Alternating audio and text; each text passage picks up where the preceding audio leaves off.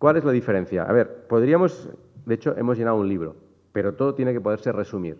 Derecho, para mí, fundamentalmente, el derecho a la autodeterminación es un derecho legalmente reconocido, explícitamente reconocido, que ningún Estado pone en duda, que forma parte del primer artículo de las Cartas de Naciones Unidas que firman todos los Estados, también España.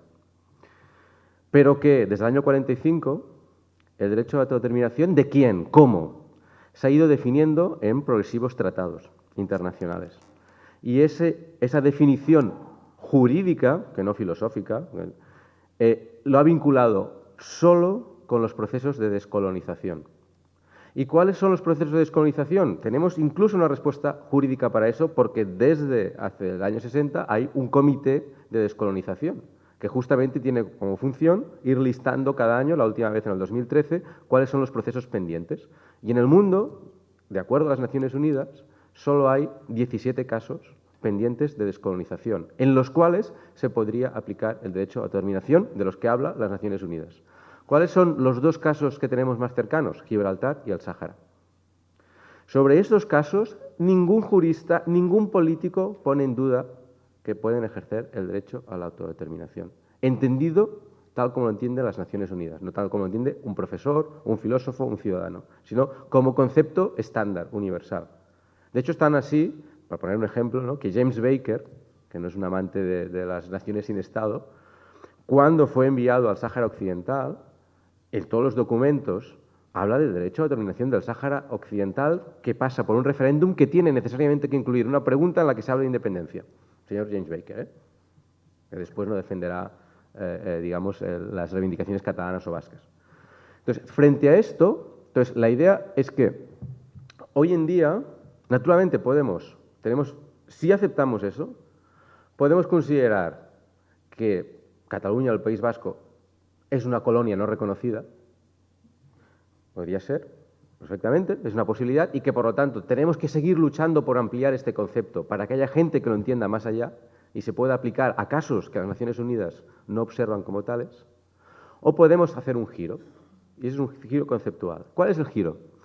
Pues en primer lugar considerar que como es un principio democrático no está vinculado necesariamente, puede estarlo, pero no está vinculado necesariamente al hecho de ser una nación. Es decir, históricamente todas las naciones, porque forman parte del mapa mundial de naciones, reconocido por no sé quién, porque no hay un mapa oficial, de los estados sí, pero las naciones, cada una hace sus reivindicaciones. ¿Es Occitania una nación, sí o no? ¿Es Cataluña una nación, sí o no? ¿Son los países catalanes una nación, sí o no? No tenemos dudas sobre ellos, porque como no hay pasaportes, hay gente que dice que sí y gente que dice que no. Entonces, la idea tradicional es cualquier nación, en potencia, podría ser Estado. Por lo tanto, es la nación, no los ciudadanos, los que tienen ese derecho, aunque pasa por las decisiones de los ciudadanos. Nosotros cambiamos. Decimos, no. Los ciudadanos de cualquier parte del mundo, cuando se reconozcan como comunidad, y no queremos entrar en la discusión de si somos nación o no, porque aquí no está el fundamento, han de poder decidir sobre todo. Y si pueden constituirse en un Estado viable, porque un barrio no puede ser un Estado, si pueden constituirse en un Estado viable, democráticamente van a tener la posibilidad de ejercer también, como lo están haciendo sobre otras decisiones, la posibilidad de decidir si quieren ser un Estado independiente, porque si no, como decía antes, lo que estás diciendo a estas personas es que sobre esto no pueden decidir. O que si tienen una opinión sobre esto, en un Estado democrático, la han de callar o han de hacer una fuerza armada para conseguirlo. Y eso en el siglo XXI no se puede entender.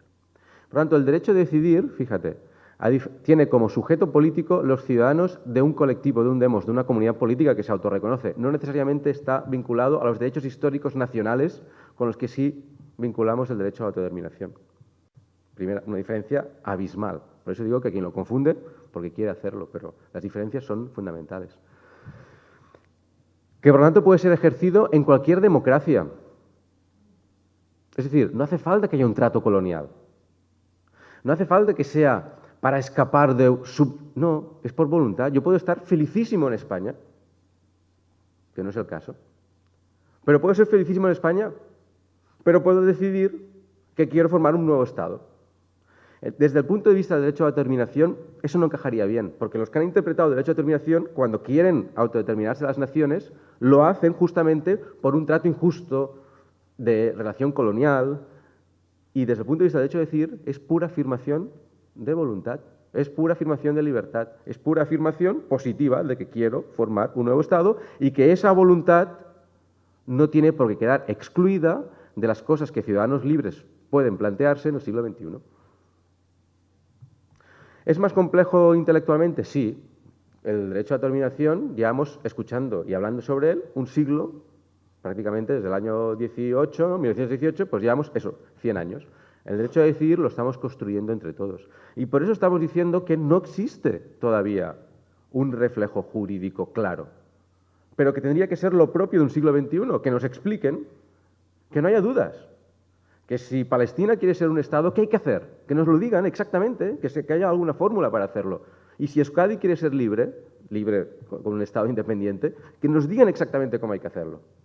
Porque mientras no nos lo digan, no les están tratando dignamente. Porque yo puedo pedir muchas cosas, pero si tú no me estás diciendo cuál es la vía para ejercerlo, me estás diciendo que ese pensamiento no es digno, que ese pensamiento no puedo desarrollarlo democráticamente, que ese pensamiento es de loco, de alguien que no ve las cosas claras. Eso no puede ser en el siglo XX. Por lo tanto, un principio, derecho histórico vinculado a las naciones, derecho democrático vinculado a los ciudadanos de una comunidad política. Son unas diferencias importantes.